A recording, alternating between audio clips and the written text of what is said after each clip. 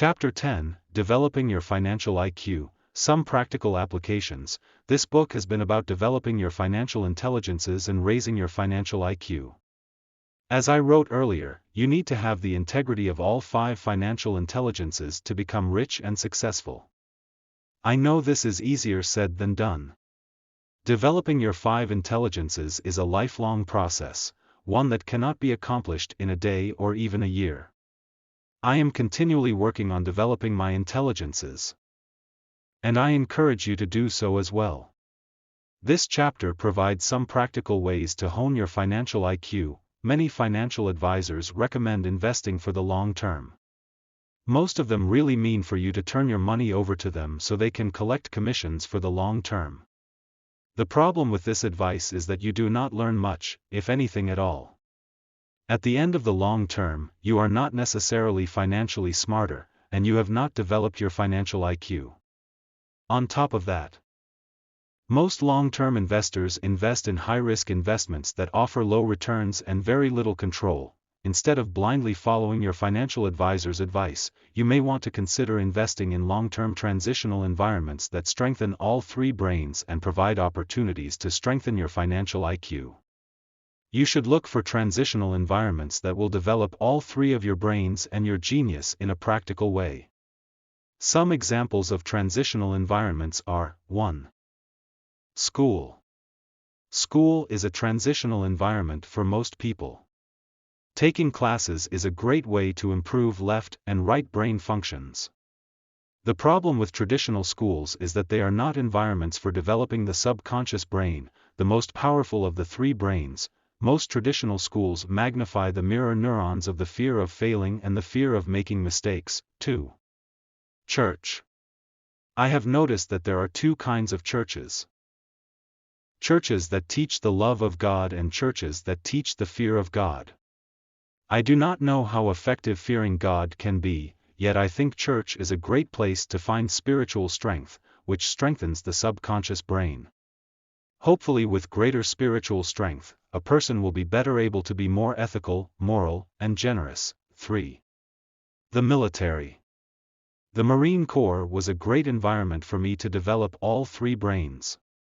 Being a pilot required all 3 brains and all 7 intelligences. Even musical intelligence. Often, we played rock and roll music to boost our courage as we flew into combat. Today, I believe I am a better entrepreneur, especially when losing money, because I learned to improve my intrapersonal intelligence and keep my fears under control. 4. Network marketing. Most network marketing companies are incredible learning environments because they offer training, support, business structure, and products, so you can focus on developing your sales skills and building your business. I recommend that anyone who wants to be an entrepreneur join a network marketing company for some of the best real-world, street-smart business training. These companies focus on developing all 3 brains, and especially strengthening the subconscious brain. Network marketing training programs are great for developing your interpersonal intelligence and your intrapersonal intelligence. Developing those 2 intelligences will change your life and increase your standard of living because they teach you to overcome the fear of other people and the fear of failing. The best thing about learning in the network marketing environment is that it is a supportive environment, not a fear-driven one as are schools and businesses. Instead of flunking you or firing you for below-average performance, most network marketing businesses will work to strengthen you for as long as you are willing to learn and grow. I know a number of people who spent 5 years with a network marketing business before finally breaking through their doubts and fears. Once they did that, the money poured in. 5. Business. There are basically 2 kinds of businesses, big and small. Big business can be a great place to develop all 3 brains, especially your subconscious brain. The pressure my friends in these big corporations handle is enormous. How they do it, I do not know. The mind games and back-office politics offer great opportunities to train your interpersonal and intrapersonal intelligences. For people who want to be entrepreneurs, taking a job with a small company can be a great learning environment. One advantage a small company has over a big company is that you can learn about all the different aspects of business. In my book Before You Quit Your Job, I describe the 8 essential parts to a business. By working in a small business, you have a better opportunity to learn all 8 and gain essential business experience. 6. Seminars. Traditional schools are important for people who want to become licensed professionals such as doctors, lawyers, and architects. They are also important for people who want to climb the corporate or government ladders where degrees from traditional accredited schools are required for promotions.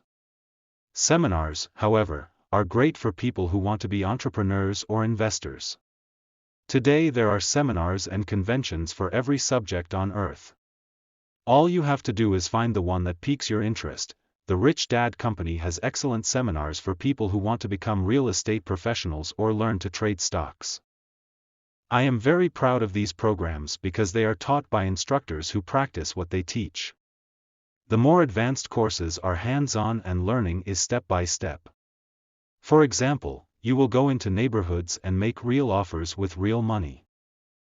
If you are in the land development course, you will work on actual land development projects. Most importantly, our courses are designed to educate and strengthen all 3 brains and have them work in unison. By focusing all 3 brains, your profits and chances of success improve. If you would like more information on our programs, simply go to rickadad.com and take a few minutes to find what you need. 7. Coaching.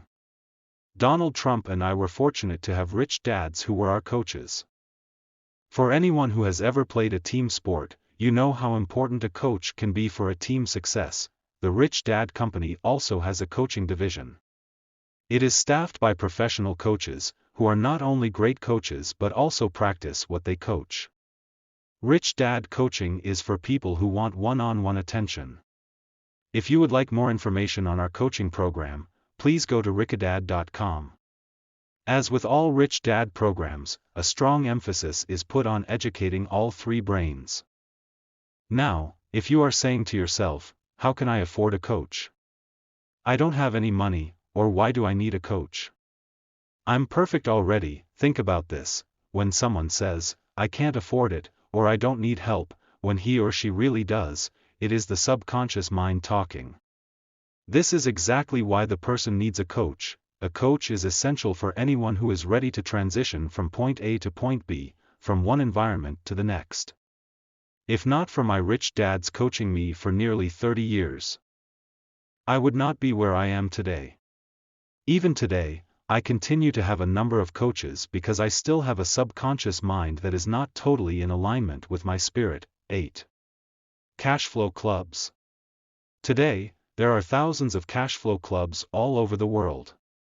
These club leaders are volunteers who love creating a Rich Dad learning environment. Some clubs offer my official Rich Dad 10-step curriculum for those who want to increase their financial intelligence. Many clubs operate for free, a few charge a nominal fee to cover expenses. For more information, go to rickadad.com and look for a cash flow club near you. Joining a club is a great way to meet like-minded people and activate the mirror neurons in your brain. You may also want to start your own cash flow club in your neighborhood, business, or church. 9. A download for you. On September 6, 2007, I did a video interview with Dr. Michael Carlton, MD, an expert on the brain and addictions. The title of the talk was Can People Be Addicted to Being Poor? It was one of the best interviews I've ever had the pleasure of being a part of. In his talk, Dr. Carlton went into greater detail on how the brain works, and why some people are rich and some are poor. It is a matter of addictions. You may have your own copy of his talk by going to rickadad.com and downloading it. I believe you will find his talk funny and extremely informative. This is our way of saying thank you to you for reading this book. These are examples of possible transitional environments. For me, the Marine Corps, Xerox, my own businesses, and real estate investing were where I learned to develop my genius. If you want to develop your genius, what environment is best for you? What does it take to be an entrepreneur? Most of us know that entrepreneurs are the richest people on earth. Some of the more famous entrepreneurs today are Richard Branson, Donald Trump, Oprah Winfrey, Steve Jobs, and Rupert Murdoch. There is an ongoing debate that asks, are entrepreneurs born or can entrepreneurs be developed? The question is raised because some people think it takes a special person or a certain magic to be an entrepreneur. To me, being an entrepreneur is not that big a deal. For example, there is a junior high school girl in my neighborhood who has a thriving babysitting business and hires classmates to work for her. She is an entrepreneur. Another young boy has a handyman business after school. He is an entrepreneur. What most kids have is no fear. For most adults, that's all they have. Two characteristics of entrepreneurs. Today, there are millions of people who dream of quitting their job and become entrepreneurs, running their own business. The problem is, for most people, their dream is just a dream. It never becomes a reality. So the question is, why do so many fail to go for their dream of becoming an entrepreneur? The best answer to this age-old question comes from a friend of mine. He says, entrepreneurs have two characteristics, ignorance and courage. This simple assessment is profound. It explains so much more than just entrepreneurship. It explains why some people are rich and why most are not. For example, one of the reasons so many students are not rich is because they may be smart but they lack courage. There are many people who lack both knowledge and courage. A tale of two hairstylists. I have a friend who is a brilliant hairstylist. When it comes to making women look beautiful, he is a magician. For years, he's talked about opening his own salon. He has big plans, but sadly, he still remains small, running a single chair in a large salon, constantly at odds with the owner. Another friend has a wife who became tired of being a flight attendant. 2 years ago she quit her job and went to school to become a hairstylist. A month ago, she had a grand opening for her salon. It is a spectacular environment and she has attracted some of the best hairstylists to work there. When my older friend heard about her salon, he said, "How can she open a salon? She has no talent. She is not gifted. She wasn't trained in New York like I was. And besides, she doesn't have any experience. I give her a year and she's going to fail. She might fail." Statistics show that 90% of all businesses fail in the first 5 years. But the point of the story is the impact of ignorance and courage upon our lives. In this example, we have one hairstylist who is gifted but who lacks courage, and another hairstylist who lacks experience but has courage. In my opinion, it is this relationship between ignorance and courage that is the essence of life itself. In 1974, I didn't have a job, money, or much business experience. I couldn't live below my means because I didn't have any means to live below. I couldn't diversify because I had nothing to diversify. All I had was courage. In the real world, courage is more important than good grades. It takes courage to discover, develop, and donate your genius to the world. Always remember that your mind is infinite and your doubts are limiting. Ayn Rand, the author of Atlas Shrugged, said, "Wealth is the product of man's capacity to think." So if you are ready to change your life, find the environment that will allow all three of your brains to think and grow richer. And who knows, you might find your genius, your feedback loop. No man is an island. We live in a world of feedback. When we climb on a bathroom scale, our weight is giving us feedback. If the scale says we are 10 pounds heavier, we may not like the feedback, especially if we are already 20 pounds overweight. When your doctor takes your blood pressure and sends your blood sample to a lab, your doctor is looking for feedback. Feedback is important. It can be a very important source of information about us and our environment. The problem is, if we do not like the feedback, our subconscious minds may block out, distort, diminish, or deny the importance of the information coming from feedback. One of the most enlightening lessons I learned from the Marine Corps was the importance of feedback. When I was messing up, the feedback was pretty intense and definitely not sugar-coated. When I worked with my rich dad, there was the same intensity of feedback. In doing our book together, I received very fast and blunt feedback from Donald Trump. If not for my military training, or working with my rich dad, I know I never could have worked with Donald. His feedback was quick, to the point, and direct. I know that if I had argued back, disagreed, or not listened to Donald's feedback, I would not be working with him, nor would I have learned as much. I mention this because today many of us work in environments where feedback is not allowed, not forthright, and not honest. Many schools and businesses are afraid to tell you what you need to hear for fear of being sued. Many friends and co-workers will speak behind your back because they lack the courage to speak to your face. This is not a healthy environment. It is a dysfunctional environment. A healthy environment is one that offers feedback. Life is constantly giving you priceless information if you are willing to receive it, and most of the time the feedback is free. Every time you open your pay envelope and see how much is lost to taxes, this is feedback. If your creditors are calling, demanding payment, this is feedback. If you are working harder and not earning enough, this is feedback. If you are spending more time at work and less time at home, this is feedback. If your kids are on drugs and being chased by the law, this is feedback. If your friends are all losers and like being losers, this is feedback. It is great information. The real world is trying to tell you something. Your standard of living is a great source of feedback. If you are living in a home that makes you feel poor, that is feedback. If you are driving a cheap car when you would rather be driving a Lamborghini, that is feedback. Standard of living is simply the standard you feel most at home with. It does not mean being comfortable, cheap, or compromising. Standard of living means you are in love with and proud of your home, friends, and possessions rather than envying someone else's standard of living. Again, this does not mean improving your standard by getting into debt. I'm talking about improving your standard of living by first finding a great environment to learn, getting smarter, and then growing richer. You do not need to go to a great school, have a great job, or read great books to receive some of the best information in the world.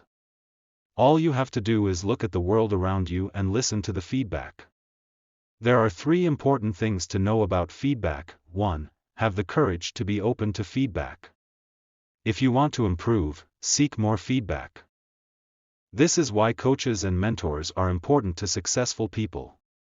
Successful people seek more feedback. 2. Offer feedback or advice only if it's asked for. Nothing infuriates people more than feedback they did not ask for, even if it's feedback they know they need. As that ancient bit of wisdom goes, don't teach pigs to sing. It wastes your time and it annoys the pig. 3.